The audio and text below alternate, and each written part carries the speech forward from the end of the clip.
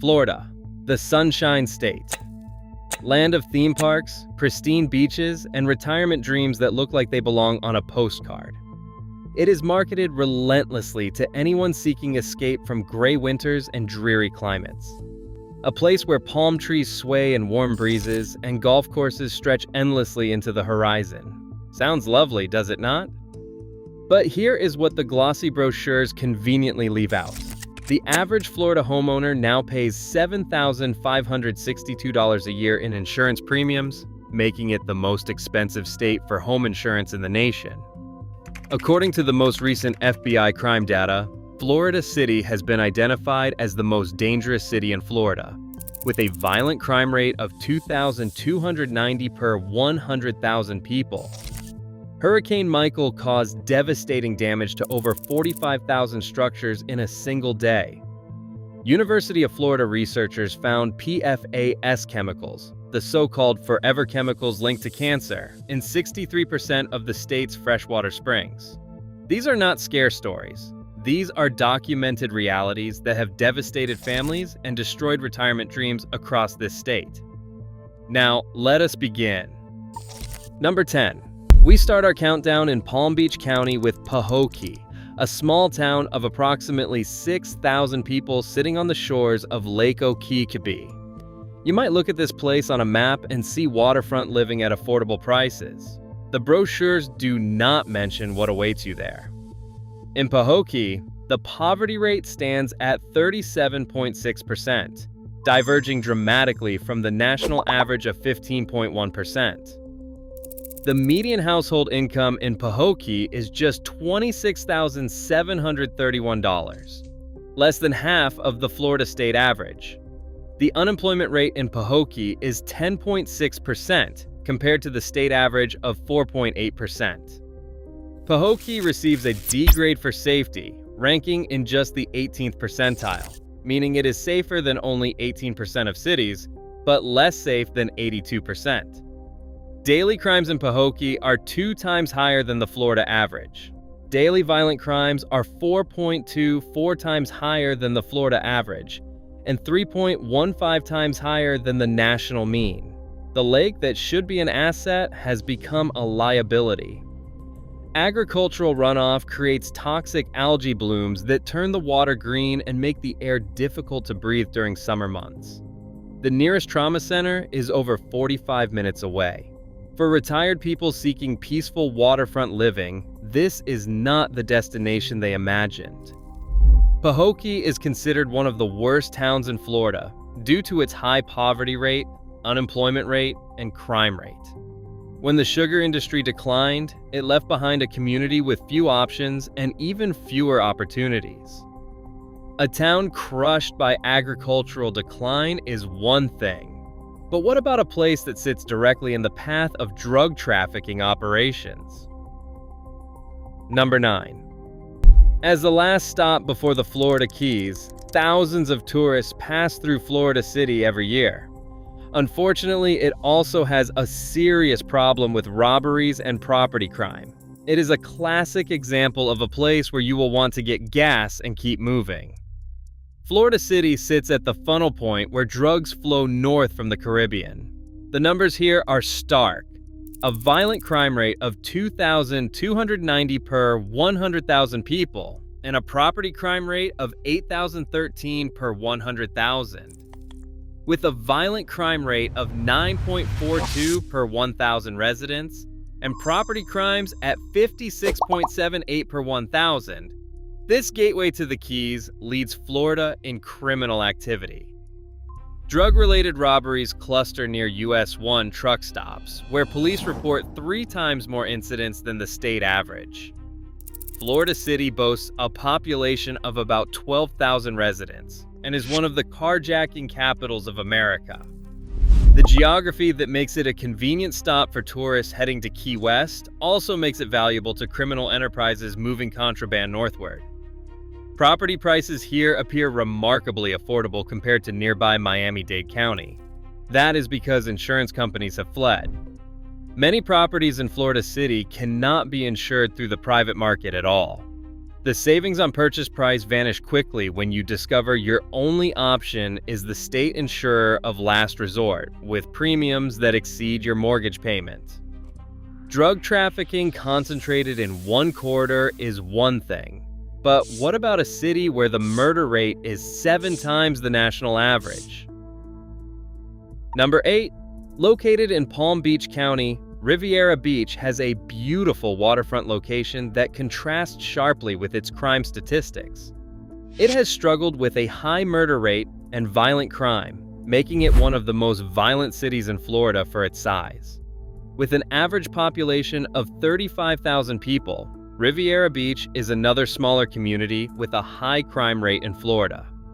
This city currently holds the highest murder rate in the state, which is 7 times higher than the national average. Many areas in Riviera Beach should be avoided altogether if you are concerned about the safety of yourself and your loved ones.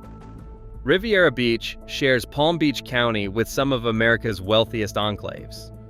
Mar-a-Lago sits just minutes away. That proximity to extraordinary wealth creates an unusual dynamic. Criminals assume everyone in the vicinity has something worth taking. Home invasions here target perceived wealthy residents with alarming frequency. While homicides dropped in 2023, a fatal shooting and multiple arrests tied to firearms highlight the ongoing risks. In January 2025, the city's real-time crime center, equipped with 400 surveillance cameras, played a pivotal role in tracking down suspects with stolen modified weapons. The contrast is jarring. Multi-million-dollar mansions are visible from neighborhoods where residents fear walking to their cars after dark. This is not the Palm Beach County of travel magazines. Living near wealth presents one kind of danger. Living where nature itself is turning hostile presents another entirely. Number 7. Hurricane Ian made landfall in September 2022. The Category 4 storm brought up to 15 feet of storm surge, and it moved through the area slowly, beating on it for hours. Fort Myers Beach was not merely damaged, it was erased. Nearly every building on Fort Myers Beach was damaged, and 16 people were confirmed dead. Fort Myers Beach has been hit with hurricanes Ian, Idalia, Helene, and Milton, all in the past 5 years. 2 years and 4 months after Hurricane Ian devastated the island, Fort Myers Beach is a sea of construction and new developments. It is really a different island now than before Ian, according to the president of the Estero Island Historic Society. The landscape has changed. Landmarks have gone. New residential construction now requires homes on pilings often 15 to 20 feet above grade. These homes are designed to better withstand the type of surge that Ian brought. That means rebuilding costs have exploded. For anyone who owned property at ground level, the choice became stark. Spend hundreds of thousands raising your home into the sky, or abandon your investment entirely.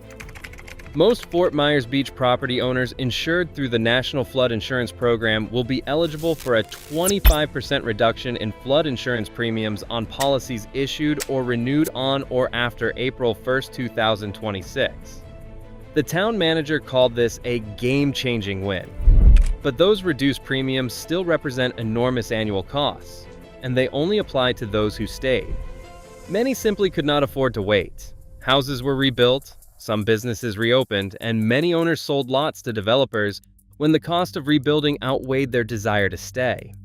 For British retirees who dreamed of a beachfront cottage in Florida, Fort Myers Beach represents a cautionary tale. The paradise you purchase today may not exist tomorrow. Natural disasters strike and pass. But what about a place where the danger is constant, invisible, and growing worse every year? Number 6. Cape Coral bills itself as a waterfront wonderland. This Interstate 75 corridor city sees 7.89 violent crimes and 48.56 property crimes per 1,000 residents, driven by interstate drug trafficking. The city boasts over 400 miles of canals, more than any city on Earth. That sounds idyllic until you understand what those canals actually mean. Standing water in Florida's subtropical climate creates perfect breeding conditions for mosquitoes. The canal system also creates conditions for toxic algae blooms that make waterfront living genuinely unpleasant during summer months. In February 2026, the South Florida Water Management District issued a water shortage warning for Collier, Glades, Highlands, Lee, Miami-Dade, and Monroe counties. The city of Cape Coral started providing city water to the southern portion of the water shortage area. It is a race against time, and the aquifer is barely winning.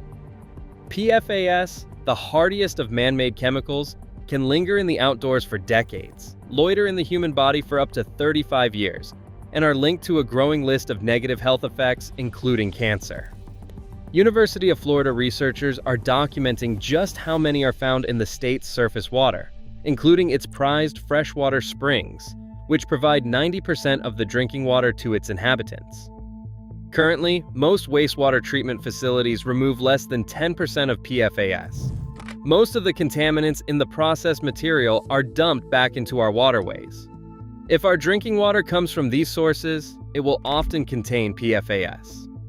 What should be alarming for all Floridians is that in the springs, which are often destined for use as drinking water, PFAS are present. Cape Coral remains one of the fastest growing cities in America despite these red flags. New arrivals keep coming, often from places where these issues seem distant and abstract. The longtime residents know better. They understand that the canals that look so appealing on real estate listings have become a slow-motion environmental catastrophe. Contaminated water is a slow crisis. The next city faces dangers that can arrive with no warning at all. Number 5. Homestead sits directly in the hurricane corridor. This community was devastated by Hurricane Andrew in 1992. It has been threatened annually ever since. But the storms are not the only threat. Homestead has a large agricultural worker population, which creates immigration enforcement volatility. When enforcement actions occur, communities fracture overnight. Businesses lose workers. Families are separated. The social fabric tears and does not easily mend. The violent crime rate in Homestead hovers around 800 per 100,000.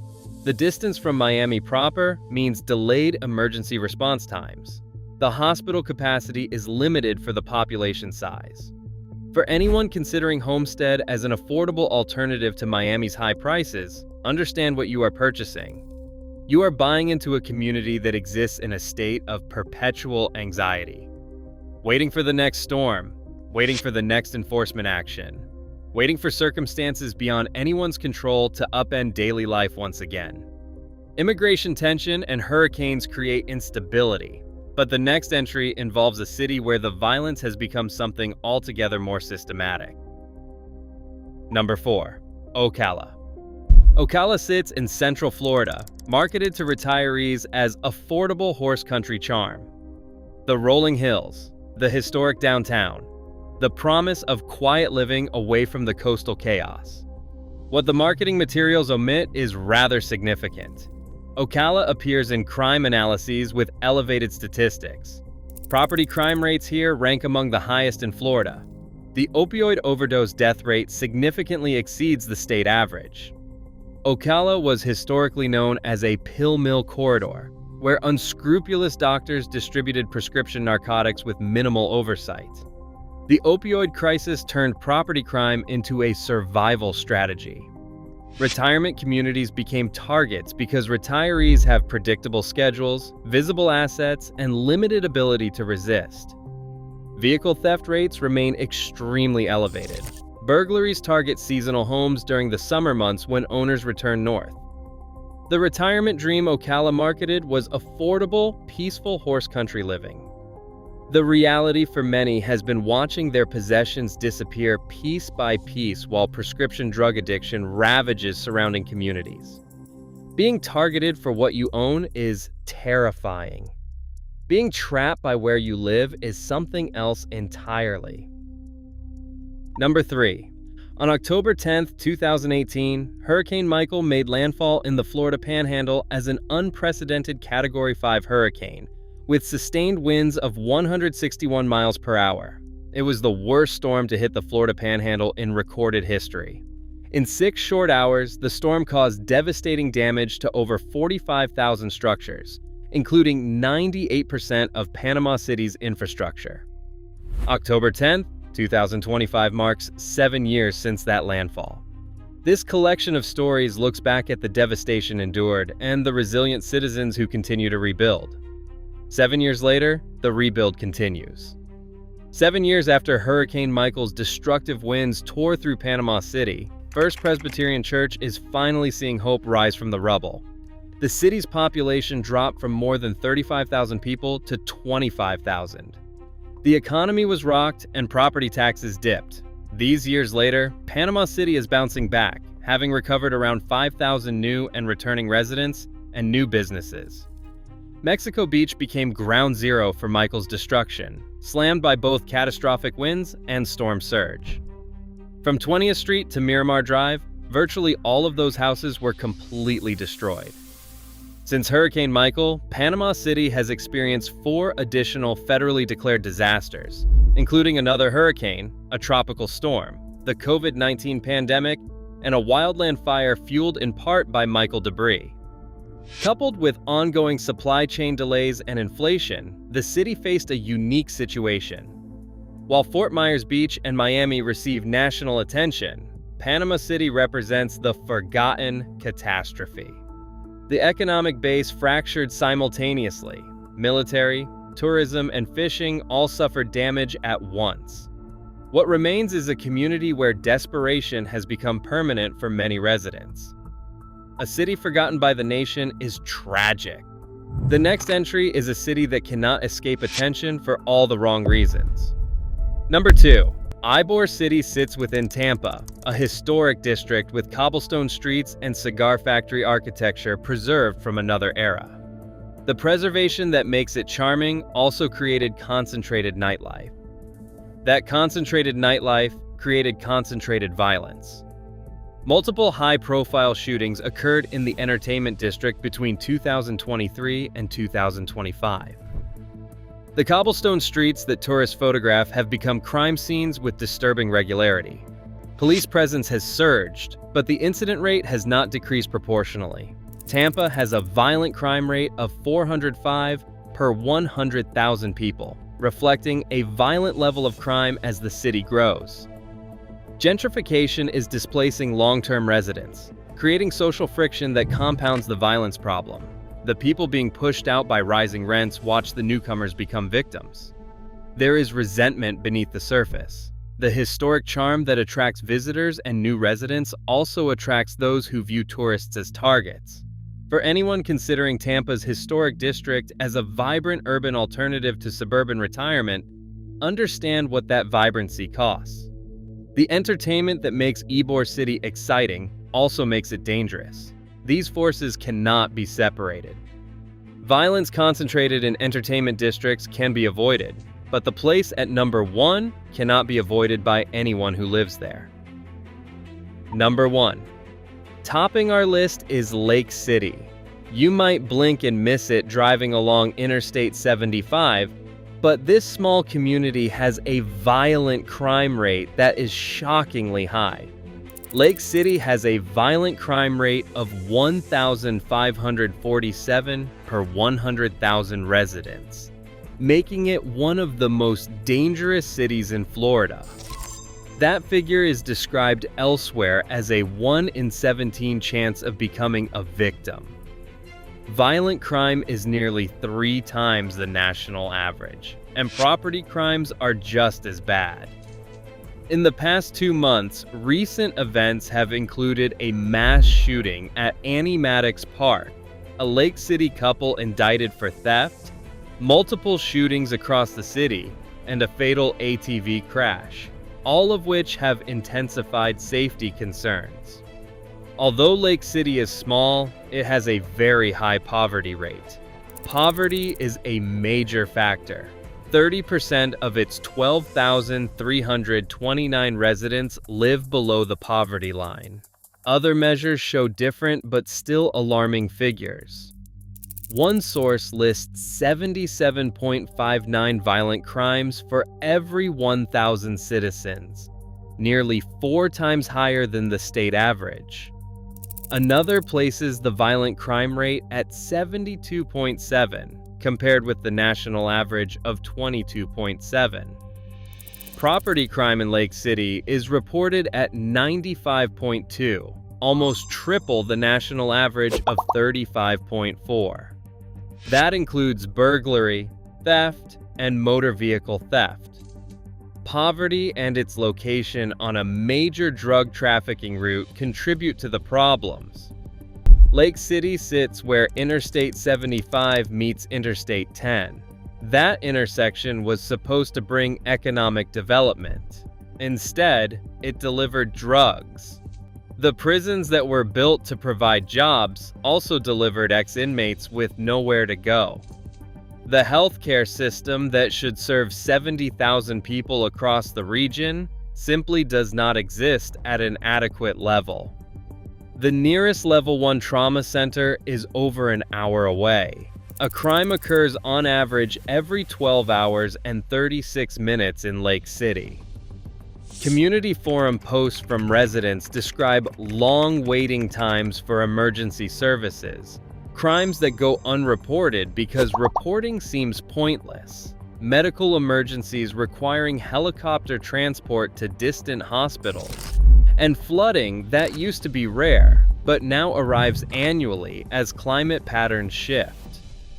According to analysis of FBI-reported crime data, your chance of becoming a victim of a violent crime in Lake City is 1 in 96. In addition, a lot of the crime that takes place in Lake City is property crime. Lake City represents what happens when every system fails simultaneously. The economy failed when promised development never materialized. The social safety net failed when funding dried up. The healthcare system failed when facilities closed. The criminal justice system failed when incarceration became the primary employer. And now, the climate is failing too.